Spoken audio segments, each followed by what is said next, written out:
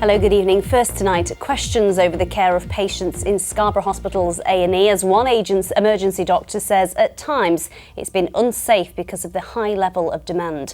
But the Trust says while the system's under pressure, patients are not at risk. In a moment, we'll hear from one of the managers. But first, as routine operations continue to be cancelled across Yorkshire, here's our health correspondent, Jamie Coulson. I would describe it as a critical situation. There's a danger that patients are not getting the care they need.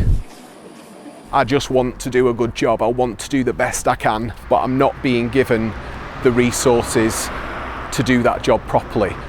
These were the stark warnings from one doctor about the state of A&E in Scarborough 2 days ago. After speaking to Look North, Dr Adrian Harrop says he was asked not to talk to the media again, but last night he took to Twitter to voice his concerns. In one tweet, he said, "We're now at the stage of declaring a major incident. We're no longer able to offer safe or adequate care to the patients in our hospital." He went on to say, "I'm operating in a department with only one open space to accept a new patient." A short time later, he tweeted, "The last available space has gone. I have no more capacity to offer, even to the sickest of the sick patients. This is unsafe. This is a disaster."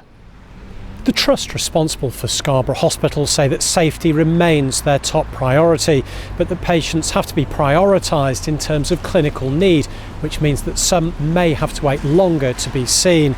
And they say that, like elsewhere, they've had to admit high numbers of patients with flu or other respiratory problems, but that some of the issues here in Scarborough have been exacerbated by high levels of staff sickness. In the past couple of weeks, Scarborough Hospital has seen a 13% rise in admissions compared to last year. But one patient we spoke to today, who was treated for a broken toe without the need for a hospital bed, told us he was seen quite quickly. It was about 2 hours and 40 minutes. It was very packed as well, so I was surprised to even be seen within the 3 hours. And the staff were so helpful, so they were kind. The pressures in Scarborough are being seen elsewhere. Last week, Leeds teaching hospitals saw 4,000 patients across their A&Es, 1/3 of whom needed admitting, while many hospitals in the region are following NHS England's guidance to cancel all non-urgent operations. We've got high influxes of patients coming through the door and real difficulty in getting them out of the other end because there just aren't beds for them to get into. And so we end up with this sort of gridlock situation in A&E departments where we can't provide the care for those patients that they really deserve. Today, the Prime Minister apologised to patients affected by delays. I recognise that it's difficult if somebody is delayed on their admission to hospital or if somebody has an operation postponed, and we will hope to ensure that those operations can be reinstated as soon as possible. I know it's difficult, I know it's frustrating, I know it's disappointing for people, and I apologise.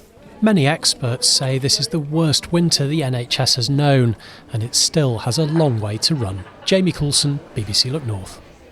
Well, Mike Proctor is the Deputy Chief Executive of the York Teaching Hospitals Trust. We asked him if they'd reached a crisis point. Well, it's a very difficult position in Scarborough and every other hospital, as you pointed out. We've experienced unprecedented demand on our services. I personally wouldn't say it's a crisis, and I wouldn't say it's chaotic. What term would you use? I would say it's uncomfortable and difficult, and it's really hard for our staff on a daily basis. And why I can understand why the doctor would say that from his department or from that particular part. But actually, there's a whole host of people out there that are doing work to make it better and to relieve that crisis. Is it safe, though? Yes, it is safe. It is safe. And I think all our staff are focused on making our patients stay as comfortable as possible. It's not the care that we want to deliver. Let's be honest about that. You know what I mean? I don't think our patients' experience is what we want it to be because they're waiting around an awful long time. Given the pressures, will you be declaring a major incident at Scarborough? No, we did that 3 years ago, and that was a different time. I think what's happened this year is that we've got a whole series of plans that are in place that almost mirror what you would do under a major incident declaration. But we don't need to declare a major incident. What we're doing is cancelling elective work and outpatients and other things, and utilising those doctors to see patients, inpatients on the ward in order to prioritise the clinical need of those patients. Dr Harrop told us he feels he's fighting a losing battle. not able to do his job properly. He's then called in and told not to talk to the media.